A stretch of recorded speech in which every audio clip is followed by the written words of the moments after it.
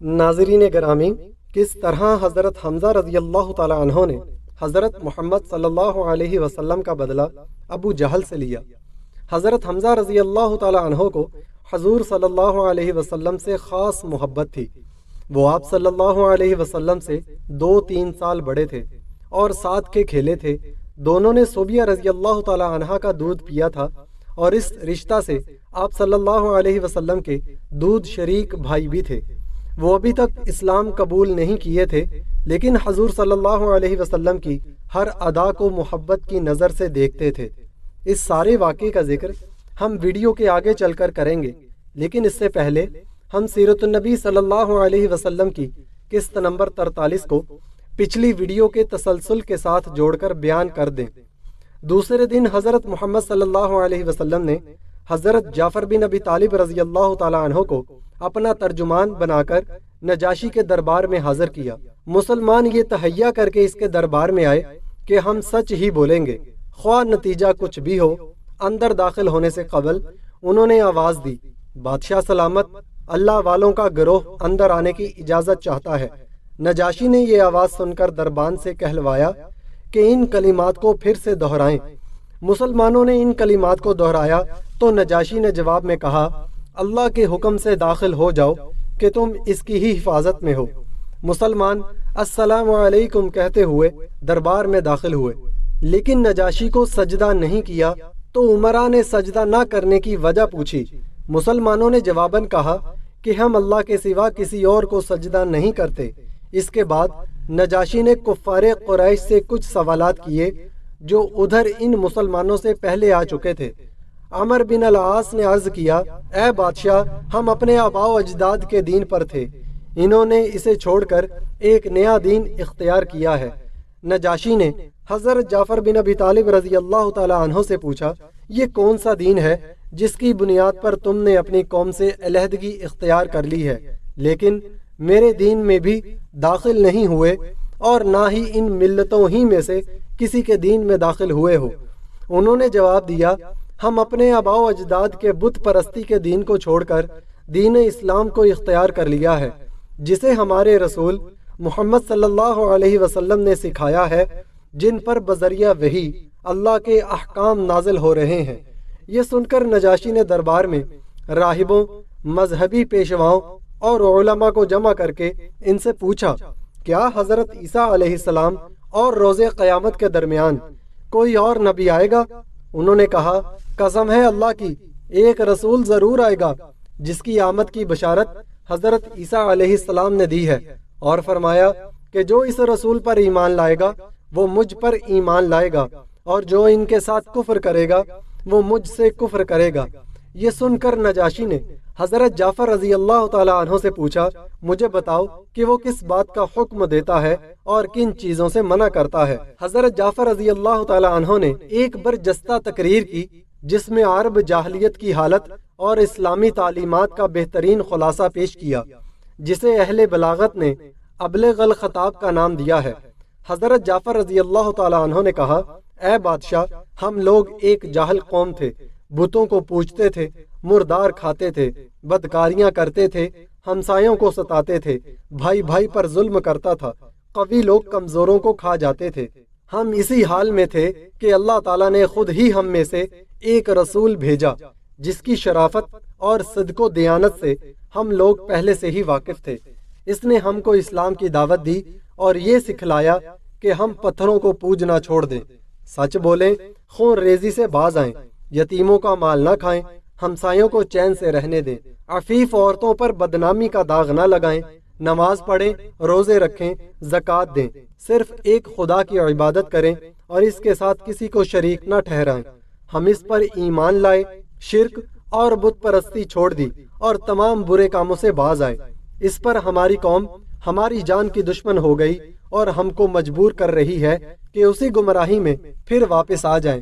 آخر ہم مجبور ہو کر آپ کے ملک میں نکل آئے، دوسروں کے بجائے آپ کے پاس آنا پسند کیا، اس امید پر کہ اے بادشاہ، یہاں ہم پر ظلم نہ ہوگا۔ نجاشی نے کہا، جو کلام الہی تمہارے پیغمبر پر اترا ہے اس کا کچھ حصہ سناؤ۔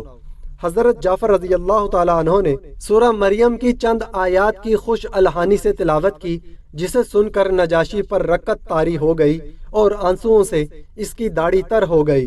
پھر کہا، خدا کی قسم، یہ کلام اور انجیل دونوں ہی ایک چراغ کے پرتو ہیں۔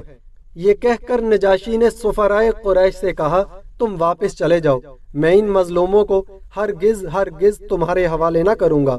مسلمان مہاجروں سے مخاطب ہو کر بولا، جاؤ میری مملکت میں امن کے ساتھ زندگی بسر کرو۔ پھر 3 بار کہا، اگر تمہیں کوئی گالی بھی دے گا تو اس پر تاوان لگے گا۔ یہ سنتے ہی قریش کے دونوں سفرا بڑے بے آبرو ہو کر دربار سے نکل گئے۔ لیکن پھر عمر بن عاص نے عبداللہ بن ربیعہ سے کہا، اللہ کی قسم، کل ان کے متعلق ایسی بات لاؤں گا کہ ان کی بریالی کی جڑ کاٹ کر رکھ دوں گا۔ عبداللہ بن ربیعہ نے کہا، نہیں، ایسا نہ کرنا، ان لوگوں نے اگرچہ ہمارے خلاف کیا ہے لیکن ہیں بہرحال ہمارے اپنے ہی کنبے قبیلے کے لوگ۔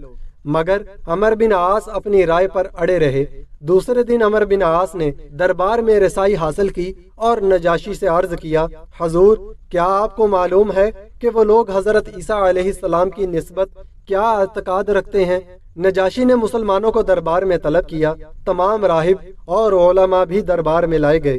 مسلمانوں کو تردد ہوا کہ اگر حضرت عیسیٰ علیہ السلام کے ابن اللہ ہونے سے انکار کرتے ہیں تو نجاشی ناراض ہو جائے گا، اس لیے کہ وہ عیسائی ہے۔ مسلمانوں کو گھبراہٹ ہوئی، لیکن انہوں نے طے کیا کہ سچ ہی بولیں گے، نتیجہ خواہ کچھ بھی ہو۔ نجاشی نے حضرت جعفر رضی اللہ تعالیٰ عنہ سے پوچھا، عیسیٰ بن مریم علیہ السلام کے بارے میں تم لوگوں کا کیا عقیدہ ہے؟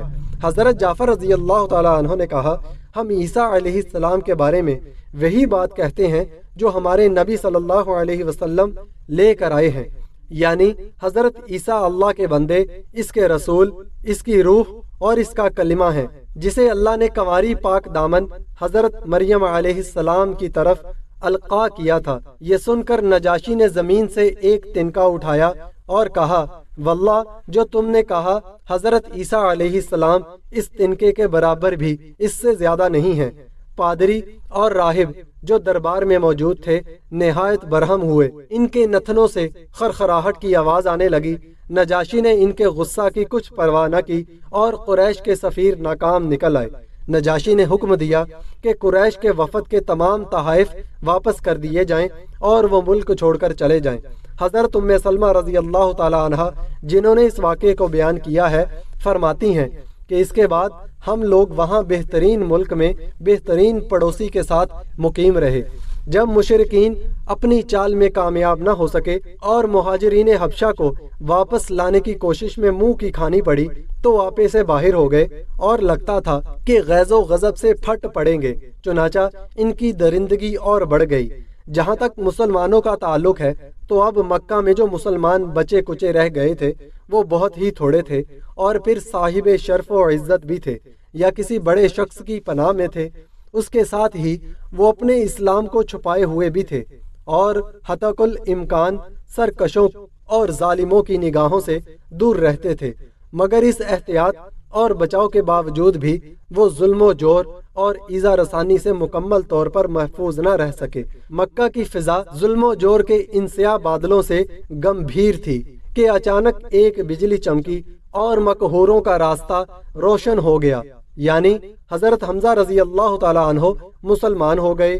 ان کے اسلام لانے کا واقعہ 6 نبوی کے اخیر کا ہے، اور اغلب یہ ہے کہ وہ ماہ ذی الحج میں مسلمان ہوئے تھے۔ حضور اکرم صلی اللہ علیہ وسلم کے چچا حضرت حمزہ رضی اللہ تعالیٰ عنہ کو حضور صلی اللہ علیہ وسلم سے خاص محبت تھی۔ وہ آپ صلی اللہ علیہ وسلم سے 2-3 سال بڑے تھے اور ساتھ کھیلے تھے۔ دونوں نے صوبیہ رضی اللہ تعالیٰ عنہ کا دودھ پیا تھا، اور اس رشتہ سے آپ صلی اللہ علیہ وسلم کے دودھ شریک بھائی بھی تھے۔ وہ ابھی تک اسلام قبول نہیں کیے تھے، لیکن حضور صلی اللہ علیہ وسلم کی ہر ادا کو محبت کی نظر سے دیکھتے تھے۔ ان کا مذاق طبیعت شکار اور سپاہ گیری تھا۔ ان کا معمول تھا کہ منہ اندھیرے تیر کمان لے کر نکل جاتے اور دن بھر کے شکار کے بعد شام میں واپس ہوتے تو پہلے حرم میں جاتے اور طواف کے بعد قریش کے سرداروں کے پاس جاتے جو صحن حرم میں بیٹھا کرتے تھے۔ اس طرح سب سے ان کی دوستی تھی اور سب ان کی قدر کرتے تھے۔ ایک روز آپ صلی اللہ علیہ وسلم صفا کی پہاڑی پر سے گزر رہے تھے کہ ابو جہل کا سامنا ہوا۔ وہ آپ صلی اللہ علیہ وسلم کا ازلی دشمن تھا۔ اس نے آپ کو تنہا دیکھ کر گالیاں دی اور سخت بد کلامی کی۔ رسول اللہ صلی اللہ علیہ وسلم خاموش رہے اور کچھ بھی نہ کہا، لیکن اس کے بعد اس نے آپ صلی اللہ علیہ وسلم کے سر پر ایک پتھر دے مارا جس سے ایسی چوٹ آئی کہ خون بہہ نکلا۔ پھر وہ خانہ کعبہ کے پاس قریش کی مجلس میں جا بیٹھا۔ دور سے عبداللہ بن جدعان کی آزاد کردہ کنیز کوہ صفا پر واقع اپنے مکان سے یہ سب دیکھ رہی تھی۔ جب حضرت حمزہ رضی اللہ تعالیٰ عنہ شکار سے واپس ہوئے تو اس کنیز نے سارا ماجرا سنایا۔ حضرت حمزہ رضی اللہ تعالیٰ عنہ غصے سے بھڑک اٹھے۔ یہ قریش کے سب سے طاقتور اور مضبوط جوان تھے۔ ماجرا سن کر کہیں ایک لمحہ رکے بغیر دوڑتے ہوئے اور مشتعل ہو کر ابو جہل کی تلاش میں نکلے کہ وہ مسجد حرام میں اپنی مخزوم کے حلقہ میں بیٹھا ہے۔ سیدھے وہیں پہنچے اور کہا، تو میرے بھتیجے کو گالی دیتا ہے؟ تیری اتنی جرت، لو میں بھی اس کے دین پر ہوں، اب مجھے بھی گالی دے کر دکھاؤ۔ اس کے بعد کمان اس کے سر پر اس زور کی ماری کہ اس کے سر پر زخم آ گیا۔ اس پر ابو جہل کے قبیلے بنو مخزوم اور حضرت حمزہ کے قبیلے بنو ہاشم کے لوگ ایک دوسرے کے خلاف بھڑک اٹھے، لیکن ابو جہل نے یہ کہہ کر انہیں خاموش کر دیا کہ ابو عمارہ کو جانے دو، میں نے واقعی اس کے بھتیجے کو بہت بری گالی دی تھی۔ ابتدا میں حضرت حمزہ رضی اللہ تعالی عنہ کا اسلام محض اس حمیت کے طور پر تھا کہ ان کے عزیز کی توہین کیوں کی گئی۔ حضور صلی اللہ علیہ وسلم کی حمایت میں انہوں نے اسلام کا اظہار تو کر دیا، لیکن گھر پر آئے تو متردد تھے کہ آبائی دین کو دفعتاً کیوں کر چھوڑ دوں۔ تمام دن کی غور و فکر کے بعد یہ فیصلہ کیا کہ دین حق یہی ہے۔ اس کے بعد حضرت حمزہ رضی اللہ تعالیٰ عنہ آپ صلی اللہ علیہ وسلم کی خدمت میں دار ارقم میں حاضر ہوئے اور کہا، برادر زادے خوش ہو جاؤ کہ میں نے ابو جہل سے آپ کا بدلہ لے لیا ہے۔ آپ صلی اللہ علیہ وسلم نے فرمایا، چچا میں تو اس وقت خوش ہوتا جب آپ دین اسلام قبول کر لیتے۔ یہ سن کر حضرت حمزہ رضی اللہ تعالیٰ عنہ نے کلمہ شہادت پڑھ لیا۔ حضرت حمزہ رضی اللہ تعالیٰ عنہ کے اسلام لانے کے بعد قریش نے سمجھ لیا کہ آپ صلی اللہ علیہ وسلم کو قوت کے ساتھ حفاظت و حمایت بھی حاصل ہو گئی ہے، اس لیے آپ صلی اللہ علیہ وسلم کو ستانا چھوڑ دیا۔ حضرت حمزہ رضی اللہ تعالیٰ عنہ نے غزوہ بدر میں عتبہ کو قتل کیا۔ 3 ہجری میں غزوہ احد میں شہید ہوئے۔ حضور صلی اللہ علیہ وسلم نے سید الشہداء کا خطاب دیا۔ اسد اللہ ان کا لقب تھا۔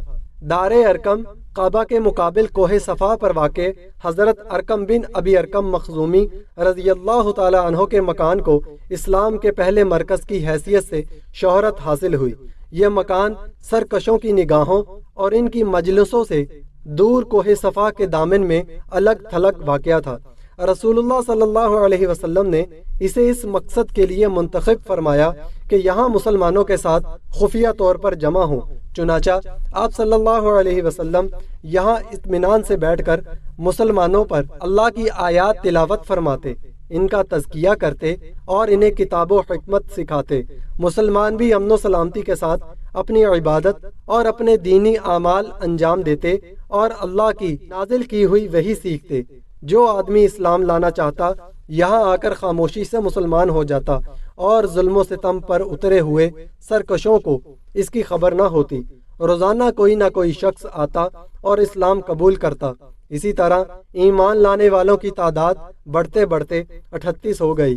دار ارقم میں ایمان لانے والے 39ویں صحابی حضرت حمزہ رضی اللہ تعالیٰ عنہ تھے۔ یہیں پر حضرت حمزہ رضی اللہ تعالیٰ عنہ کے مسلمان ہونے کے صرف 3 دن بعد حضرت عمر رضی اللہ تعالیٰ عنہ نے بھی آ کر اسلام قبول کیا۔ حضرت عمر رضی اللہ تعالیٰ عنہ 40ویں صحابی تھے۔